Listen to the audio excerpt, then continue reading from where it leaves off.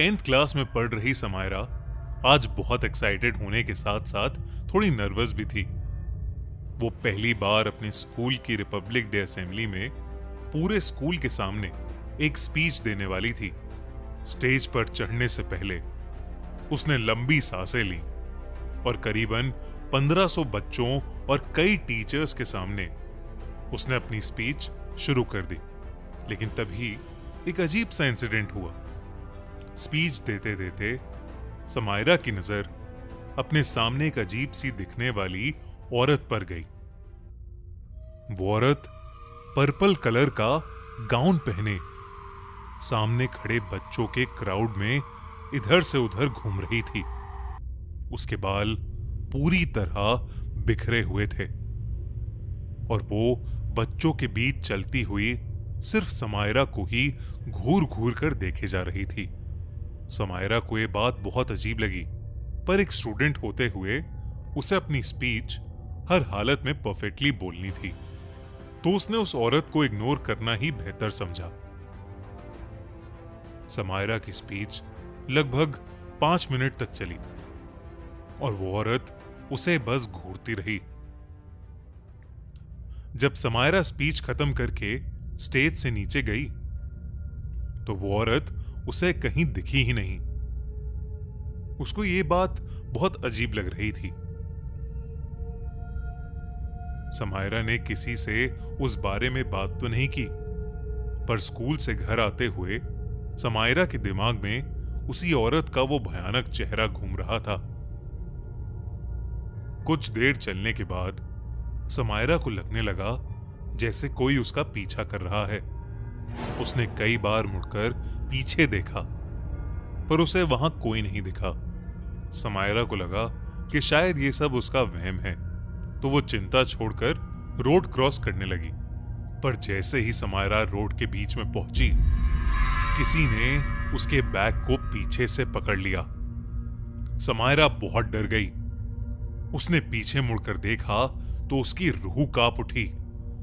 उसके पीछे वही पर्पल गाउन वाली औरत उसके बैग को पकड़कर खड़ी थी और उसे घूरते हुए मुस्कुरा रही थी। समायरा मदद के लिए जोर जोर से चीखने लगी, पर आसपास कोई भी नहीं था। इतने में रोड पर तेजी से एक ट्रक समायरा की तरफ आने लगा। समायरा उस ट्रक को देखकर और जोर से चिल्लाने लगी। वो उस औरत से अपनी जान की भीख मांगने लगी।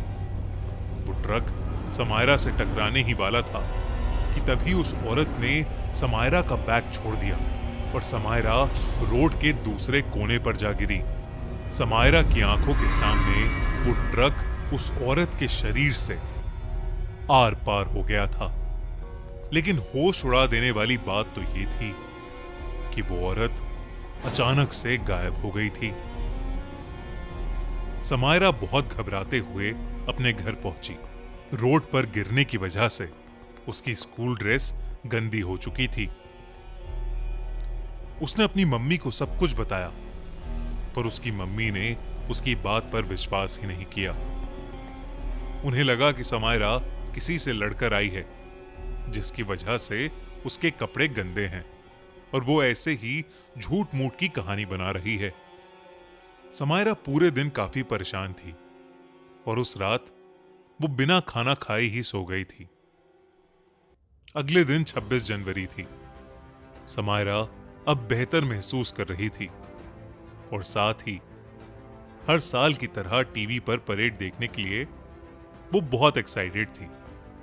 अपने पापा के साथ 26 जनवरी की पूरी परेड देखने के बाद समायरा अपने पापा को लेकर अपने घर की छत पर चली गई। वो दोनों रिपब्लिक डे पर उड़ने वाले जेट्स देखने लगे। काफी देर तक उन जेट्स को एंजॉय करने के बाद समायरा की नजर अपने सामने वाले घर की छत पर पड़ी और उस छत पर उसे वही पर्पल गाउन वाली औरत खड़ी हुई दिखाई दी। इस बार उसे देखते ही समायरा को दौरे पड़ने लगे और वो छत पर ही गिर गई। उसके पापा ये देखकर थोड़ा घबरा गए और समायरा को सीधा हॉस्पिटल ले गए। कुछ घंटों की ट्रीटमेंट के बाद समायरा नॉर्मल हुई और उसने अपनी फैमिली को फिर से उस पर्पल गाउन वाली औरत के बारे में बताया।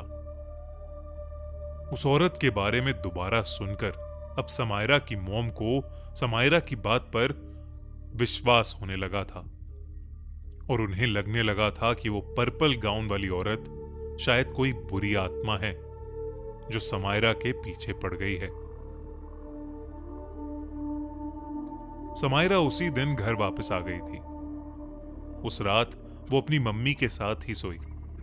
अगले दिन की सुबह समायरा को स्कूल के लिए तैयार करते हुए समायरा की मॉम की नजर समायरा के पैर में बंधे एक पायल पर गई। उस पायल पर एक छोटा सा पर्पल रंग का ताबीज भी लगा हुआ था।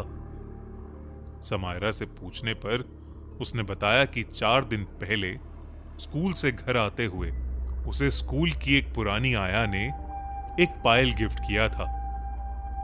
क्योंकि वो पायल समायरा को बहुत सुंदर लगा था, इसलिए उसने खुशी खुशी उसे पहन लिया था।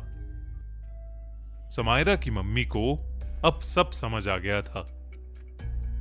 उन्होंने तुरंत ही उस पायल को समायरा के पैर से उतारने की कोशिश की, लेकिन उसे हाथ लगाते ही उन्हें अपने बाईं ओर वही पर्पल गाउन वाली औरत दिखी और इस बार वो औरत समायरा की मां को बेहद गुस्से से देख रही थी।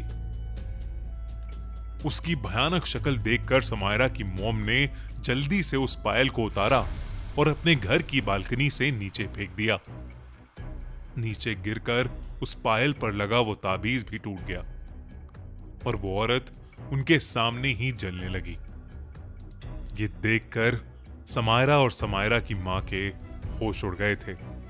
इसके बाद समायरा की मां उसे लेकर स्कूल चली गई ताकि वो स्कूल की उस आया से मिल सके जिसने समायरा को वो पायल दी थी।